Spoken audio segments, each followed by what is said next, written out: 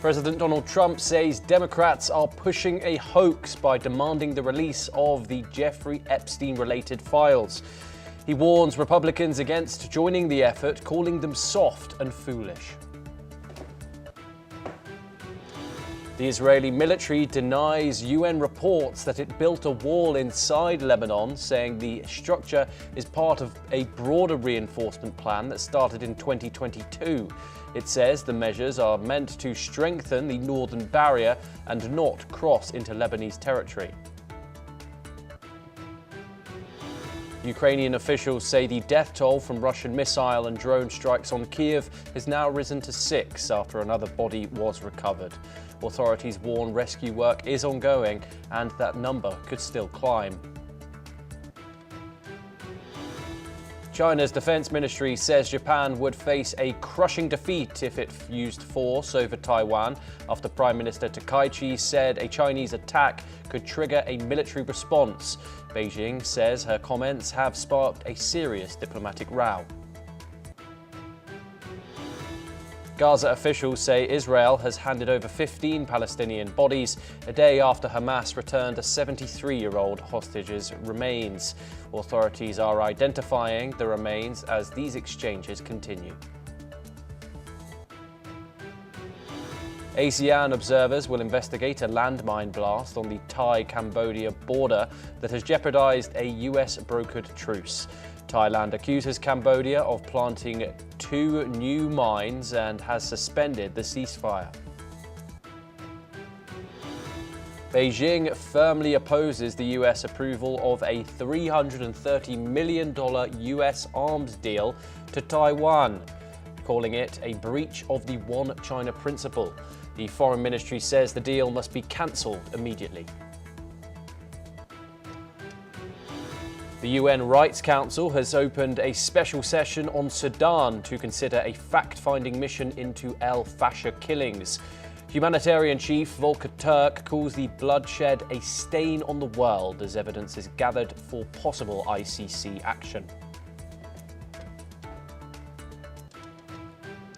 We start this hour with some breaking news, and Swedish police have confirmed that a bus collision in Stockholm has resulted in multiple fatalities and injuries.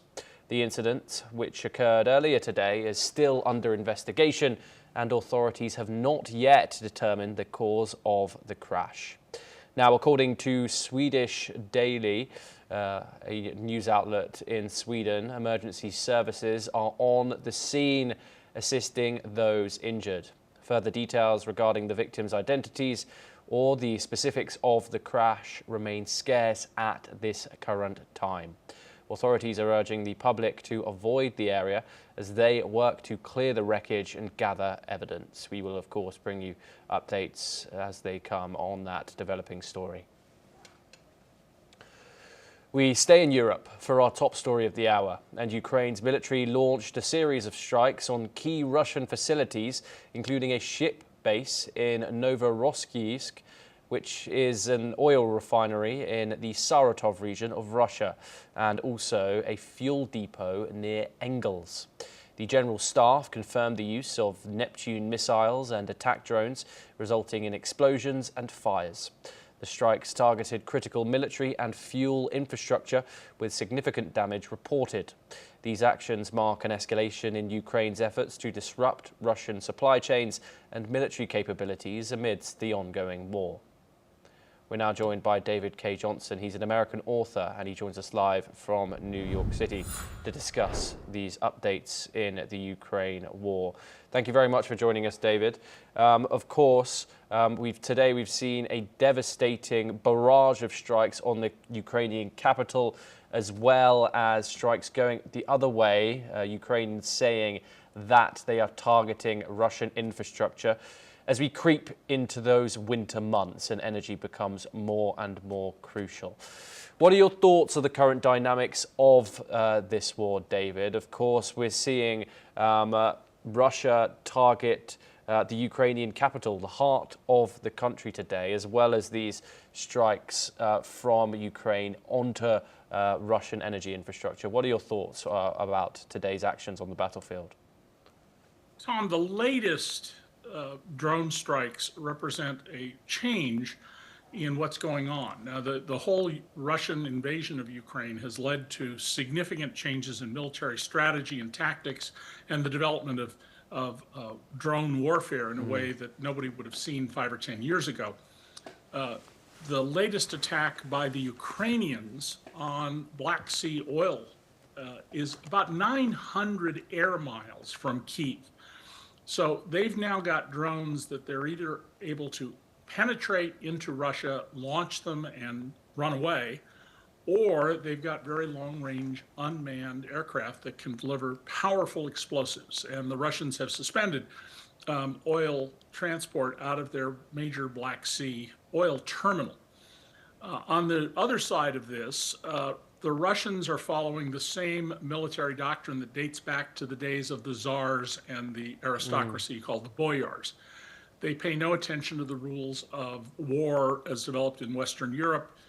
They attack civilian targets, obstetrics hospitals where babies are being delivered, and old people's homes and schools. And these intensified Russian drone attacks on Kyiv are clearly designed to wear down the resolve of the Ukrainian people to resist the Kremlin. Yes, and David, of course, this comes in a diplomatic backdrop of the Russian foreign minister today stating that Russia is still willing to meet President Donald Trump. Well, Vladimir Putin is still willing to meet President Donald Trump. However, said there was some precursors for the meeting. Of course, the US was the one who additionally pulled out of that meeting.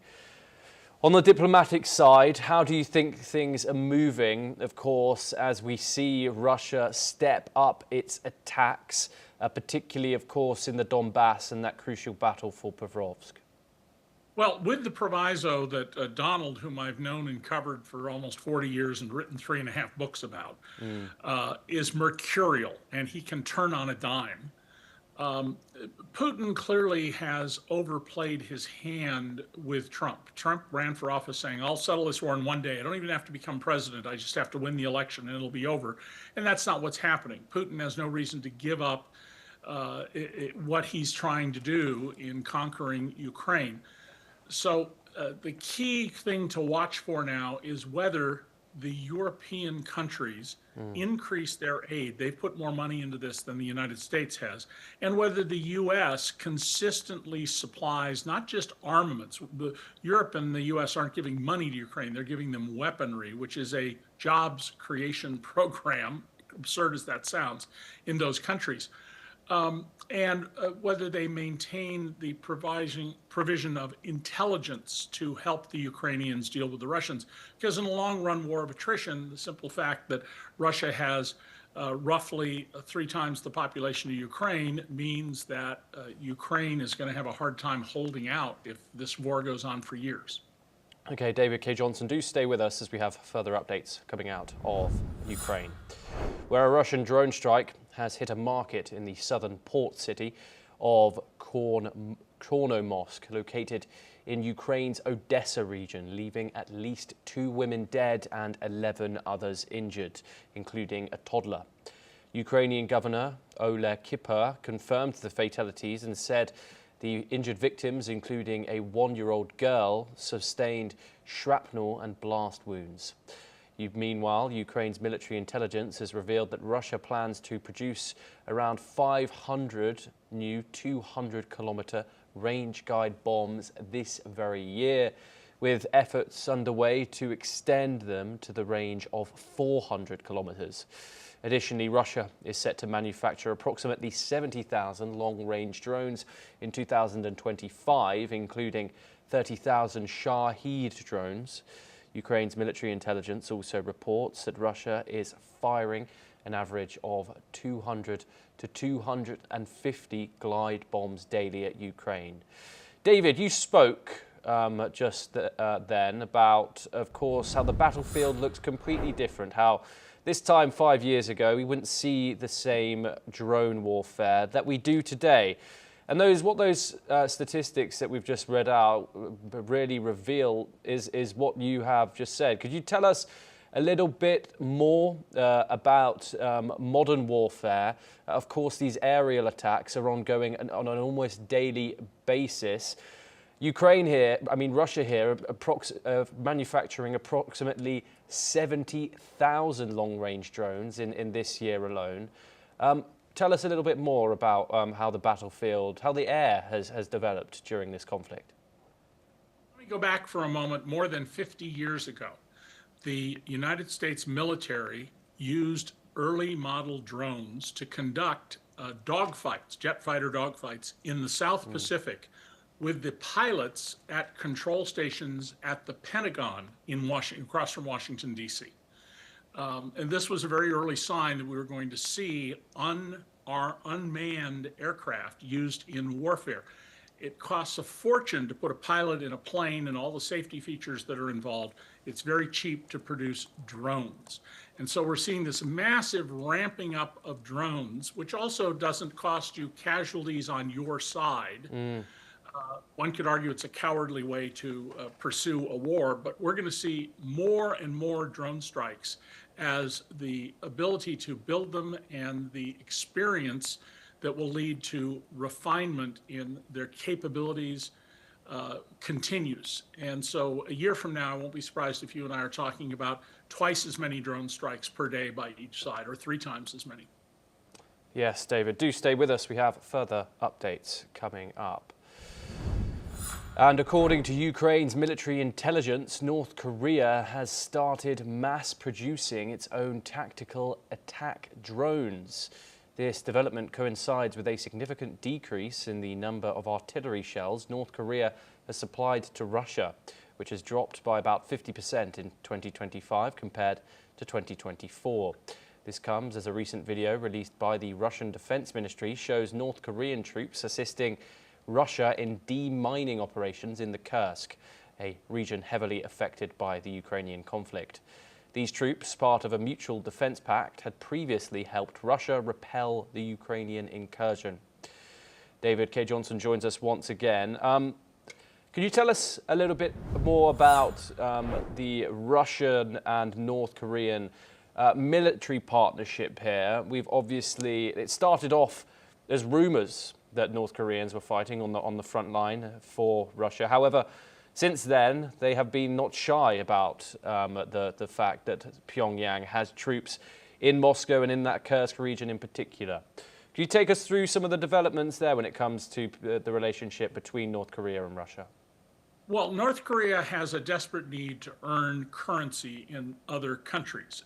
They run a number of criminal enterprises to scam banks and investors, for example. And so, of course, they would say to the Russians, as they did, hey, let us supply you with mortars and other artillery shells. The problem was that they weren't very good. There were mortars that blew up inside the launching station tube. They went off in odd directions. They didn't reach their target, or they overshot their targets because they were not made with quality control.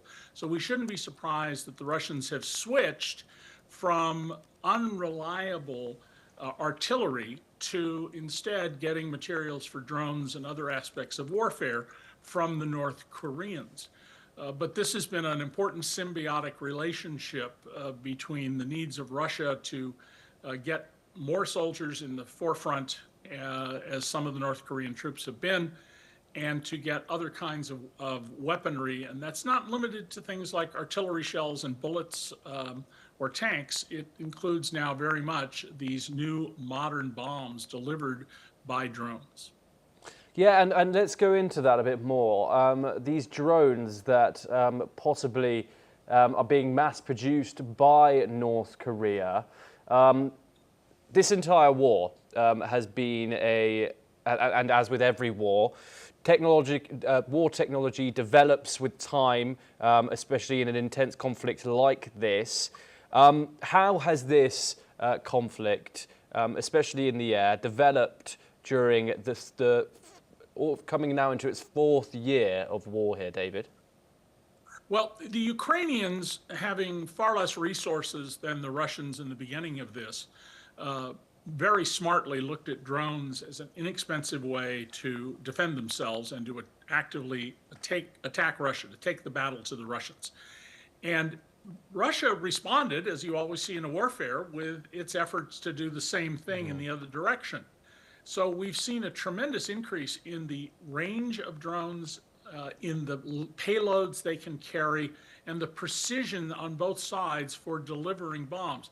Remember, in World War II, the studies after the war showed that the bombing done by the Allies in Germany had essentially no really significant effect. It was not an effective use of the money to pursue the war. But here we're seeing something quite different. These are targeted, these are guided missiles or gliding missiles that you can direct. And that has significantly changed the nature of aerial bombardment. When you combine that with the much, much, much cheaper cost of drones, I think that's a permanent game changer for going forward for other conflicts around the world. Yes, David K. Johnson, thank you very much for joining us here on NewsX World. Always a pleasure to have you on the programme. We now move on, and South African President Cyril Ramaphosa announced that the country will symbolically hand over the G20 presidency to an empty chair next week in response to US President Donald Trump's decision not to send any officials to the summit. Trump cited supposed human rights abuses against white South Africans, including debunked claims of slaughter and land dispossession. Ramaphosa rejected these accusations, emphasizing that South Africa does not discriminate against its white population. While frustrated by the claims, Ramaphosa reaffirmed South Africa's priority of maintaining strong trade relations with the United States, one of its key economic partners. Okay, joining us now is Dr. Satoru Nagao. He's a fellow at the Hudson Institute in Tokyo, Japan. Thank you very much, Dr. Nagao, for joining us. Of course, this is a long-winded dispute between Donald Trump and the South African President Cyril Ramaphosa, where he was ambushed in the White House with, as we've said, debunked claims about white genocide in South Africa. What's your analysis when it comes to when Donald Trump makes these claims and his lack of backing down when it comes to this disinformation and sticking with this narrative that he is pressing? That is a little difficult to identify when the President Trump believed this. But at the same time, in case of his absence of the G20 has two backgrounds. One background is, of course, the relation between US and South Africa about this issue. This is indeed deteriorating the relation between the US and South Africa is the feature of this issue. But another one is also exists. Originally, the President Trump does not think the multinational conference itself is not important. He loves the bilateral negotiation to deal, but in case of a multinational conference, there is no chance to show for the United States to show their strength, because bilaterally the U.S. is stronger than others always, but multinationally the United States is their influence is neutralizing the many participants at the same time. So that's why for President Trump, the bilateral is better. Because they can deal not complicated negotiation, and because the U.S. can show more strength. So anyway, the G20 he does not interested in. And this time, yes, that's true. South Africa is the host, so that's why the bilateral issue between the U.S. and South Africa also affected.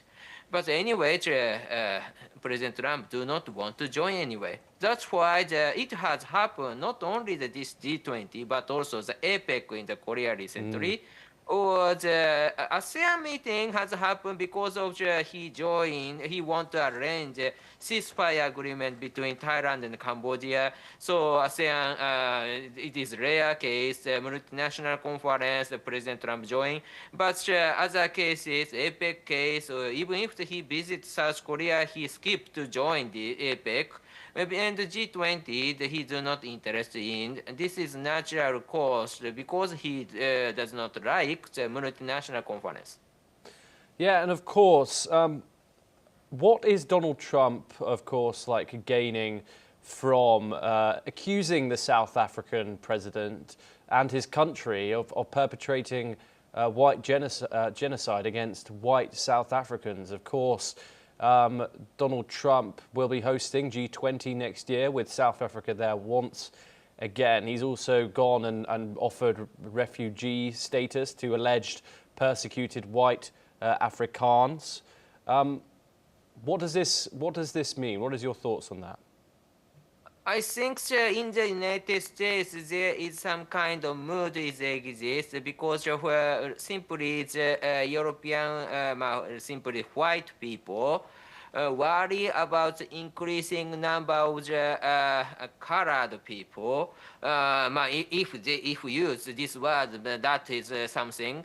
So that's why in the American population is changing to the other ethnic came from other country, and this is not America for them. The European people believe something is happening in the United States. So that's why these people support President Trump, and President Trump as a politician need to reply their favor.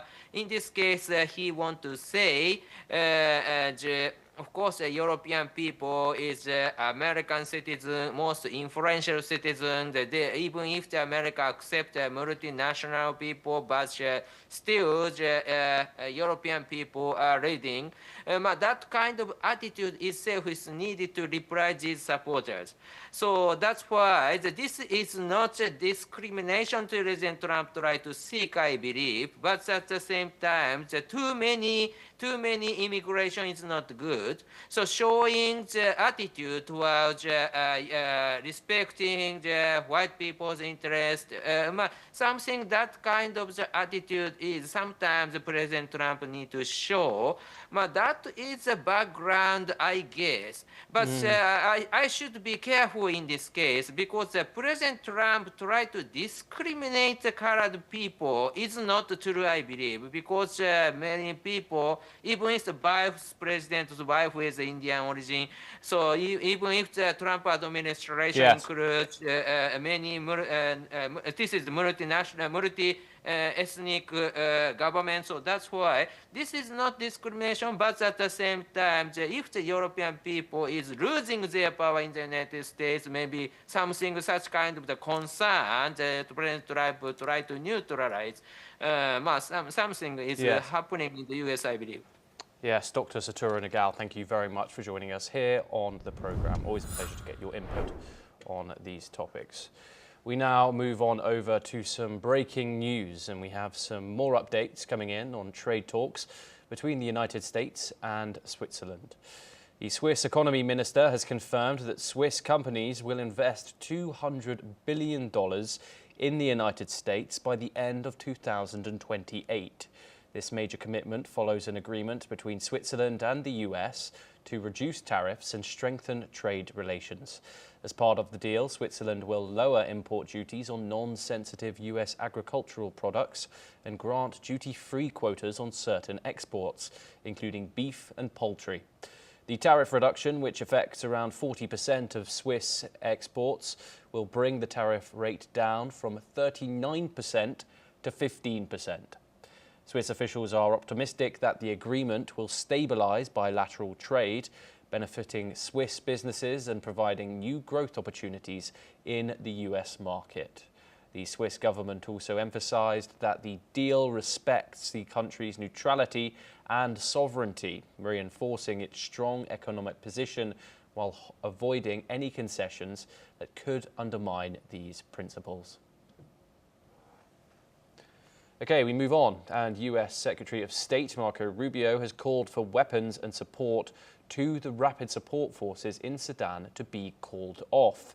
His comments preceded a resolution by members of the UN Human Rights Council on Friday, where they adopted a resolution for an independent fact-finding mission to investigate reported mass killings in Al-Fasher, Sudan. Meanwhile, the RSF has denied targeting civilians or blocking aid, saying such activities are due to rogue actors. The fact-finding mission will also seek to identify the perpetrators of violations allegedly committed by the Rapid Support Forces and their allies in Al-Fasher.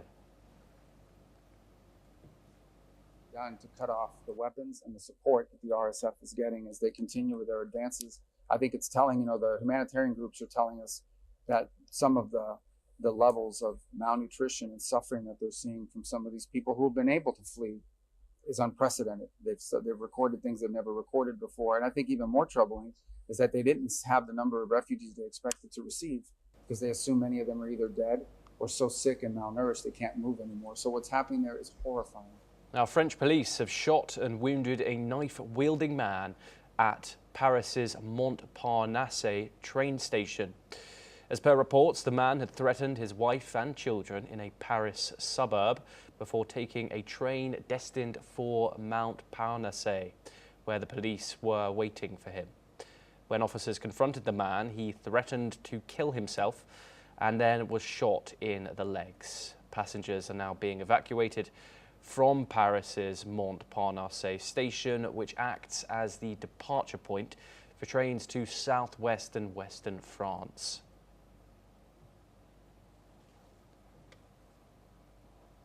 Okay, that's all that we have time for this hour, but keep watching NewsX World for more international news updates. Thank you.